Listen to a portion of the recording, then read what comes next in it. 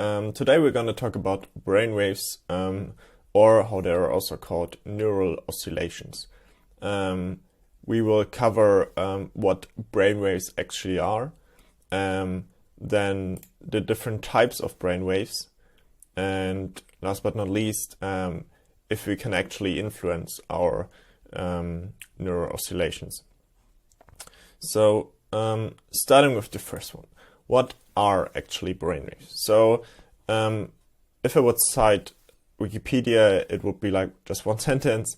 Neural oscillations or brainwaves are rhythmic or repetitive patterns of neural activity in the central nervous system. Well, of course, we don't just want to do be it at one sentence.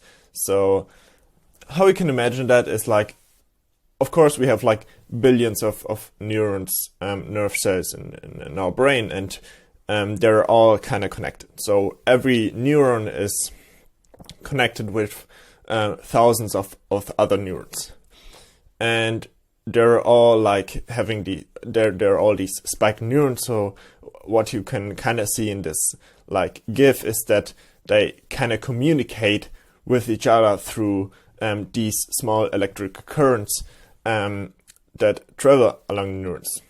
So they're actually producing these electric pulses, like you can see here, and actually that like these electric pulses you can actually like detect, and that is doable with some electrodes.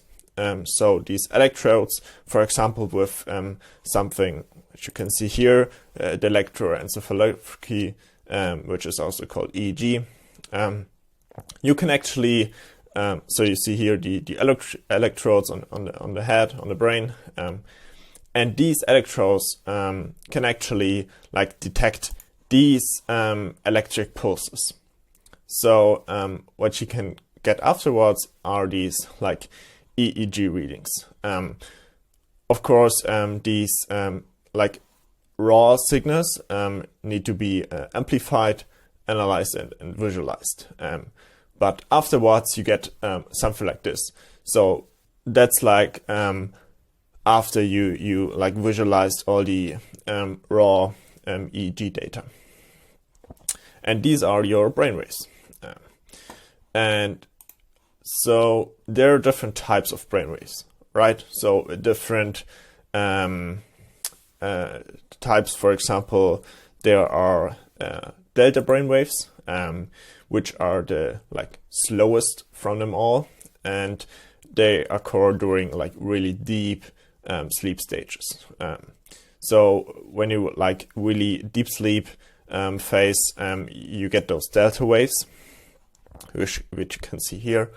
And actually it's like very important for your body to get those delta waves when you're sleeping, because if you don't like sleep enough or don't get enough deep sleep, and you don't get these delta waves, like your body actually can't regenerate itself so good, which can cause like bad things in your immune system. Then we also have like theta brainwaves. These are like a little bit faster than before, and these occur during daydreaming or when you're drifting off to sleep, and also when you're like when you start, not when you start to meditate, but when you're really in this like deep meditation stage, you also get those theta waves. Then the next thing are alpha brainwaves, also again like a little bit faster, and you get these when you're starting to meditate, when you start to relax, like also during yoga, or when you're like painting something or playing music, like being creative, you get those alpha brainwaves. These are actually also one thing I'm gonna talk about right now, but there are some tools where you can influence your alpha brainwaves. Then we have the beta brainwaves. These occur during like active conversations, when you make decisions, or when you solve a problem. And the last and like fastest brainwaves are the gamma waves. These are really when you're in a high working state, or really when you're like actively learning or making hard problem solving skills.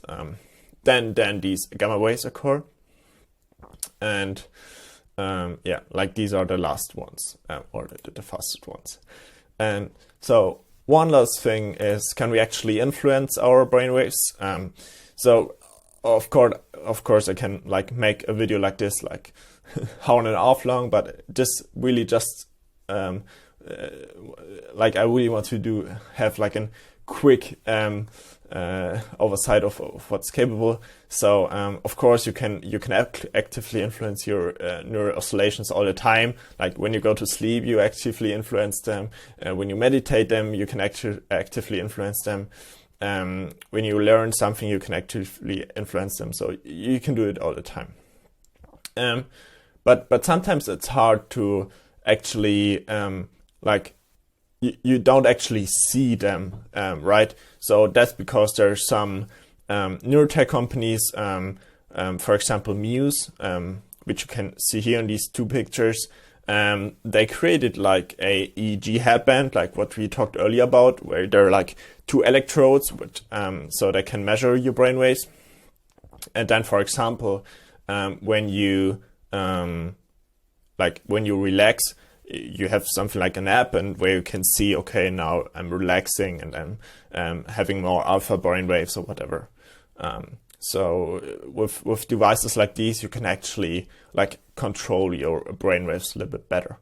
But yeah, so this is really just a very quick introduction to neural oscillations.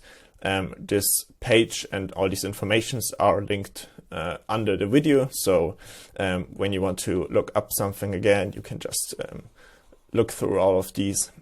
Yeah, so that's it, and see you soon. Bye.